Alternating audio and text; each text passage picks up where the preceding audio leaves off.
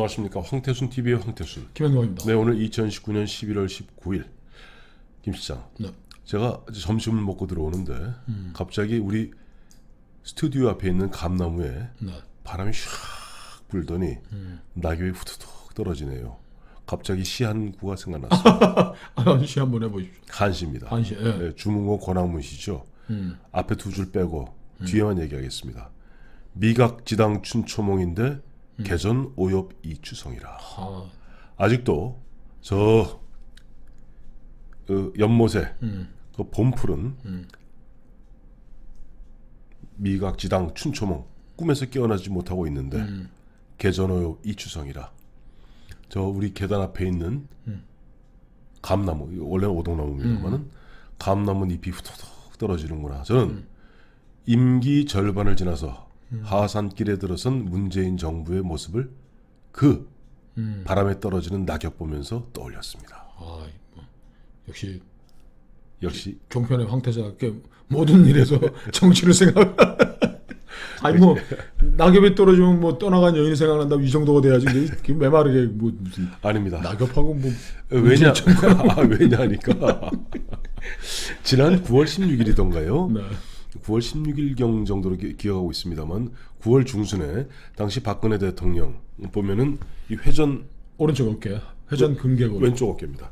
회전 근개골 그 수술 때문에 강남에 있는 성모병원에 지금 입원하신 지가 거의 2달이 넘었어요. 네, 9월 16일이니까 딱 2달 넘었습니다. 네, 2달 넘었는데 그때 이제 그 법무부 관계자 이야기하기를 한 2달, 한 석 달 정도 이른바 수술 및 그 입원 가료가 필요할 것이다. 네, 그때 3개월을 네, 3개월을 얘기했습니다. 그랬더니 좌파들이 뭐 회전 근개골 수술은 뭐 일주일이면 끝나는데 왜 3개월이냐고 또 난리를 쳤죠. 난리를 쳤고. 그래서 그런데 최근에 보면 아주 이 법무부에서 아주 이례적으로 박근혜 대통령에 대한 재입감, 재수감 계획은 아직 없다.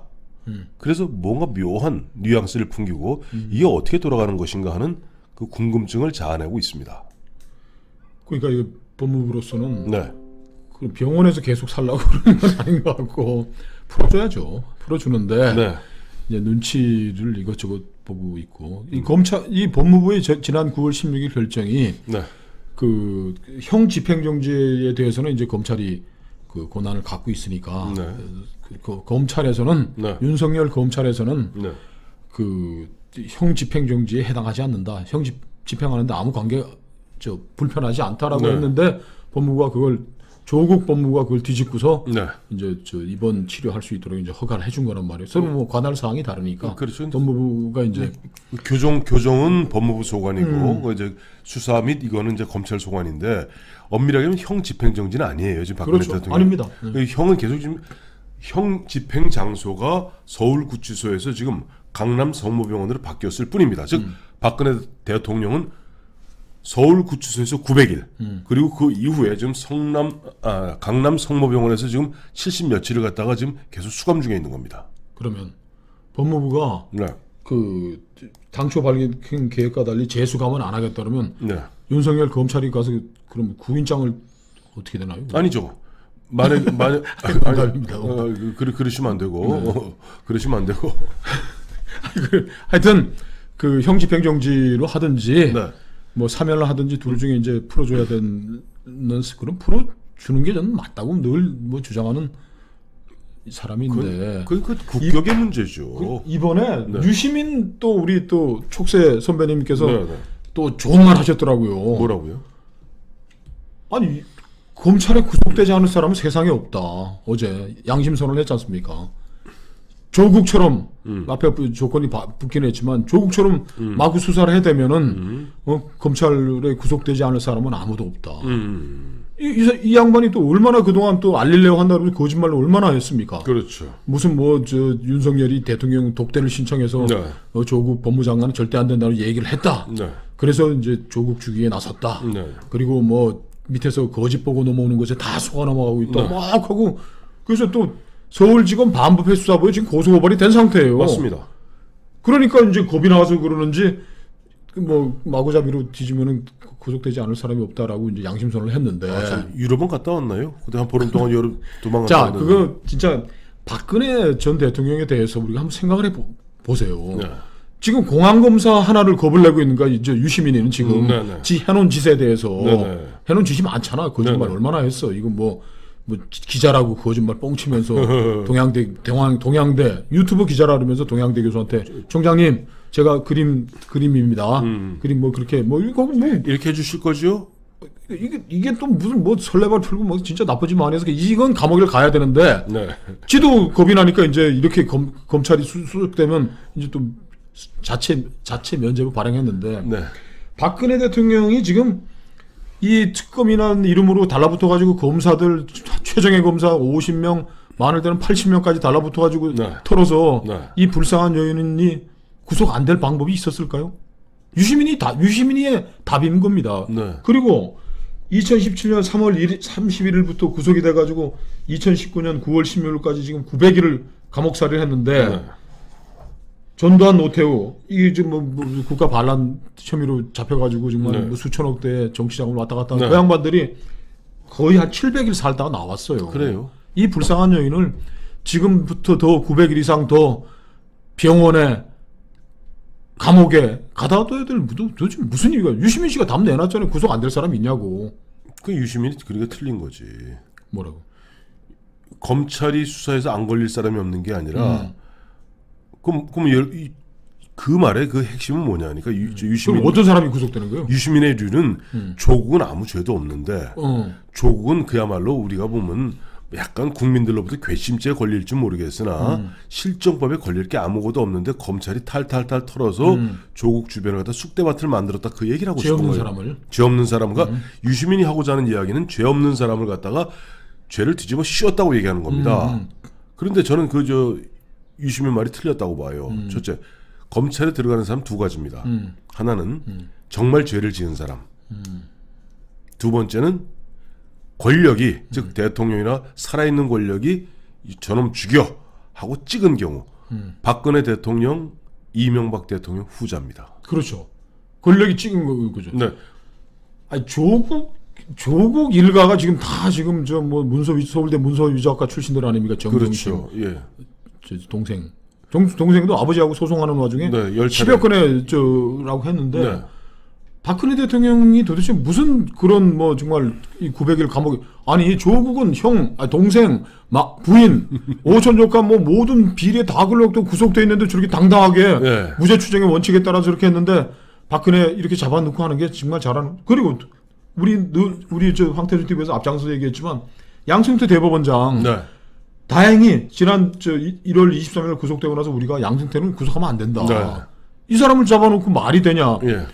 이분이 구속된 게 대법원에서 징용 관련 판결을 신일본제철 계열 그 판결을 내리면은 한일 외교 관계가 파탄으로 가기 때문에 이거를 어떻게 할 것이냐고 청와대하고 박근혜 청와대와 상의했다는 게 가장 큰 죄인데 이거를 흡사 양승태 대법원장이 대법원 사법부가 가지고 있는 민원을 해결하기 위해서 청와대와 거래해서 바꿔치기를 했다는데 바꿔치기 나온 것도 양승태 대법원장이 그랬잖아요. 공판정에 나와가지고 내가 평생 검사들이 쓴 그 기소장 읽고서 살아온 사람인데 정말 이렇게 소설도 안 되는 이야기를 써가지고 나한테 들고 오니 내가 참 한탄스럽다고. 이분 다행히 179일 만에 보석돼서 풀려나셨어요. 보석 우리 일단 나와서 불구속 상태에서 재판은 계속 진행 중입니다. 그러니까 결과적으로 이렇게 전 정리하고 싶어요.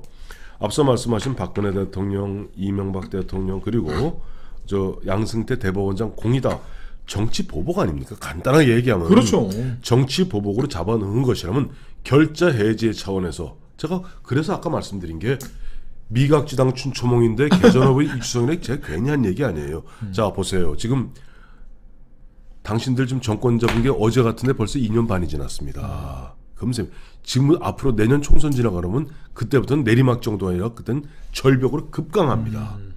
자 이런 식의 어떤 선례를 남겨놓고 이런 식으로 정치 보복의 악순환이 계속된다면은 이 정부에 문재인 대통령을 포함해서 감옥 안 갈 사람이 누가 있겠습니까? 지금 거기 보면 이번에 보면 나경원이하고 뭐 강경화하고 붙이겠다고 얘기하는 모양인데 강경화 저 외교부 장관 벗기고 저 동작에서 한번 저 나경원이랑 한번 저 1대1로 승부 여보세요. 미안한 얘기 좀 지소미아 문제 등등등등 우리 정우영 실장부터 시작해서 우리 외교 안보 경제 관료 대통령까지 솔직히 감옥 안 갈 사람 한 명도 없어요. 아주 감옥 그 갈 순번으로 얘기하면은 강경화 장관은 10등 안에 들어가 있는 겁니다. 지금 유엔에 가가지고 한 일이 이 양반이 인권 관련 그걸 했는데 지금 이 정부가 돌려보낸 그 2명의 저 뭐 무슨 자기 유시민이 나쁜 놈은 뭐 이거 뭐 니네 받아주고 싶으면 니네 집에 받아줬다는데 아니 16명을 죽일 수도 없는 빈약한 허약한 청년들인데 그 청년들이 범죄를 저질렀더라 하더라도 페스카마 15 했던 그래요. 인권 대통령이 그 사람들 사실로 몰아놓은 거에 대해서 누가 결정해서 누가 도대체 행정명령을 내렸습니까? 외교장관입니까? 통일부 장관입니까? 정영 안보실장입니까? 대통령입니까? 이 살인 방조한 사람들이에요. 제가 그렇게 극단적으로 가자는 얘기가 아니고 저는 검찰 개혁에 대해서도 사실은 저는 이 정부의 저 조국 유시민이가 얘기하는 거하고 저는 입장이 똑같습니다. 검찰은 제가 여러 번 얘기했잖아요. 검찰은 사냥개예요. 저 가서 사슴 물라 그러면 사슴 물고 뭐 토끼 물라 그러면 토끼 물고 미친 개나 비슷한데 어떨 때는 미친 개도 되는 건데 이거를 국가 권력이 정부가 권력이 행정부가 통화를 해야 됩니다. 검찰청은 행정부의 한 부서에 불과한 것이에요. 그리고 사법부라는 것도 대한민국 문재인 대통령이 또 억지 쓰지만 뭐 대법원 판결은 뭐 우리가 다 따라야 된다 그러지만 사법부도 우리 이 대한민국을 구성하는 한 부분일 뿐입니다. 그래서 사법자제의 원칙이 있는 거 아닙니까? 대한민국 정부가 행정부가 정부를 대표해가지고 체결한 조약에 대해서는 우리 사법부도 자제해야 되는 게 맞는 거였던 거예요. 지난번 김모식이 대법원장이 와가지고 그 속 시원하게 징역 판결 때려가지고 대한민국에 보탬이 되는 일이 뭐가 있습니까? 5,500만 국민의 먹고 사는 일이 더 중요합니까? 답도 안 나오고 실익도 없고 명분도 없이 대법원에서 시원하게 질러버리고 한일 경제전쟁하는 게 옳은 겁니까? 검찰 권력도 자제시켜주고 지금 검찰 개혁하자는 거 아니에요. 검찰 개혁, 검찰 지난 저 박근혜 잡아놓고 이명박 잡아놓고 하는 동안에 너무 고삐를 확 다 풀어놓은 겁니다. 검찰 자제시켜야 되는 게 거꾸로 생각해 보면은 박근혜 이명박에 대한 검찰권 행사, 권력의 그 자의적인 검찰권 행사가 너무 가혹했던 거고 원상 회복시켜야 되는 게 맞는 거죠. 자 여기서 다시 이거 조금 먼저 박근혜 대통령 얘기하다가 이제 검찰 개혁 문제 나오면서 조금 전 굉장히 빈정상했습니다. 솔직히 말해서 김영환 실장 뭐라고 그랬어요? 지금 이 정부가 추구하고 있는 검찰 개혁 방향과 생각 같다 그랬는데 저는 반대입니다. 아니 그 얘기는 전체 말고 검찰 권력도 제한돼야 한다. 아니 물론이죠. 근데 검찰 뭐 공수처에서 만들자 이런 얘기야. 공수는 더 안 되지. 그러니까 제 얘기는 검찰 개혁의 본질은 살아있는 권력으로부터의 중립성과 독립성입니다. 그런 부분에서 살아있는 조국이란 권력을 친 검찰 개혁은 상당 부분 진일보했다고 저는 평가하고 싶어요. 네. 또 하나는 금력으로부터의 어떻게 보면 독립과 중립입니다. 솔직히 말해서 대한민국 검찰이 그동안 보면 그 돈인 그 유전무죄 얘기 나온 거 아니에요? 재벌들에 대해서는 너무 온유했고 그 다음에 없는 사람들 가혹했고 이런 부분. 그리고 보다 본질적으로는 사실은 저는 대한민국 검찰을 갖다가 법무부라는 대통령의 법무부라는 대통령의 참모조직이 아니죠. 개선 조직인 법무부에 왜 총으로 놔두는 것이 맞는가 하는 본질적 문제를 제기하고 싶어요. 이 부분은 굉장히 중요한 게 대만 있죠. 타이완은 우리가 5권 분립입니다. 알고 계시겠지만은 인사권까지 이렇게 돼 있어요. 입법, 사법, 행정, 감찰, 회계 5개로 분리돼 있습니다. 왜냐니까 검찰은 어떻게 보면 너무나 큰 권력인데 이것을 갖다 대통령 밑에 놓는 것이 맞는 것인가? 지금 정확히 여러분 보고 계시잖아요. 대통령의 법무부 장관, 대통령의 세크레터리, 비서인 법무부 장관의 진짜 마음먹기에 따라서는 검찰을 쥐락펴락할 수 있는 이런 구조부터 독립해서 물론 이 차제 앞으로 이제 뭐 큰 문제입니다만 이번엔 황 대표께서 산으로 가고 계신데 하여튼 산으로 갔어요. 검찰 산으로 간 게 아까 확 빈정상한 게 아니 천하의 김영광 실장이 어떻게 아무리 검찰이 지금 밉고 물론 많이 지탄 받아야 되지만은 아니 이 정부 지금 너무나 과다하게 검찰권이 행사됐던 거예요. 전직 대통령을 향해서 이런 거는 국가의 품격, 국가의 전통가 지금 중국, 러시아, 일본, 미국 중에 지금 최근 100년간 국가 원수를 지낸 사람이 사법 처리 당한 적이 있습니까? 그 나라 사람들이 중국, 러시아, 일본, 미국 이 사람들이 우리나라보다 그렇게 깨끗하고 국가 지도부가 했으면 우리 국가 지도부 깨끗하면 깨끗하지. 그런데도 전직 대통령들, 대법원장들 이 다 잡아놓고 하는 게 우리나라의 지금 발전 수준 국격에 맞지 않는 겁니다. 원상 회복시켜줘야 됩니다. 그럼요. 이거는 이제 그 부분은 다시 우리 이제 원래 주제로 들어왔을 경우 박근혜 대통령, 이명박 대통령 그리고 양승태 대법원장에 대해서는 지금 이제는 마침 개전호협 이주성이잖아요. 이번에 11월 25일부터인가요? 아세안 이번에 부산에서 하잖아요. 네. 그거 지나고 문재인 대통령도 이번 크리스마스를 갖다 전후해서 확실하게 보면 정치적 결단을 내리세요. 그러니까 곧 지금 당신들이 심어놓은 그 씨앗이 조만간 부메랑으로 당신들 목을 칩니다. 그래서 우리나라가 그야말로 정치 보복의 악순환이 계속되어서 좋을 게 뭐 있습니까? 자, 이번에 문재인 대통령 당신이 보면 엄하게 아까 말씀하신 대로 검찰을 과도하게 행사해서 이렇게 보면 저질러 해놨다면은 빨리 원상 회복시켜 놓으세요. 그렇죠.